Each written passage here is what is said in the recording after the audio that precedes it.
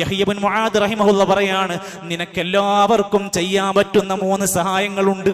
ലിയകുൻ ഹല്ലുൽ മുഅ്മിനി മിൻക സലാസ, നിന്നെ കൊണ്ട് ഒരു മുഅ്മിനിന് 3 കാര്യങ്ങൾ കിട്ടാൻ മതി.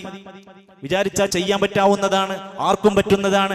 ഇല്ലം തൻഫഉഹു ഫലാ തദുറ, നിന്നെ കൊണ്ട് ഒരു ഉപകാരം അയാൾക്ക് ചെയ്യാൻ പറ്റുന്നില്ല എങ്കിൽ ദയവ് ചെയ്ത് അയാളെ ഉപദ്രവിക്കാതിരുന്നാ മതി.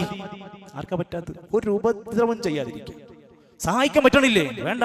നിന്നെ കൊണ്ട് ഒരു ഉപദ്രവവും ഇല്ലാതിരിക്കലാണ് വലിയ ഗുണമാണ്. 2 വഇല്ലം തുഫ്രിഹു, നിനക്കൊരാളെ സന്തോഷിപ്പിച്ച് ഹാപ്പിയാക്കാൻ ആഹ്ലാദിപ്പിക്കാൻ കഴിയുന്നില്ലെങ്കിൽ പോട്ടെ, ഫലാ തഗുമ്മ, നീ ഒരാളെയും വിഷമിപ്പിക്കാതിരുന്നാ മതി. സന്തോഷിപ്പിക്കലാണ് വലിയ പണി, അതെനിക്ക് പറ്റണില്ലേ? വേണ്ട. നീ ഒരാളെ വെറുതെ സമാധാനം കെടുത്താതിരിക്കുക, നീ ഒരാളെ വേദനിപ്പിക്കാതിരിക്കുക, ചെയ്താൽ മതി. വലിയ കാര്യമാണ്.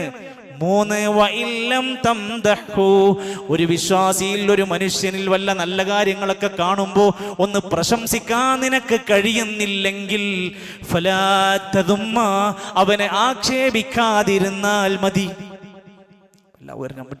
മറ്റൊരാളെ പ്രശംസിക്കുക, അംഗീകരിക്കുക എന്നുള്ളത് നമുക്കൊക്കെ ഭയങ്കര ഭാരമുള്ള കാര്യമായിരിക്കും.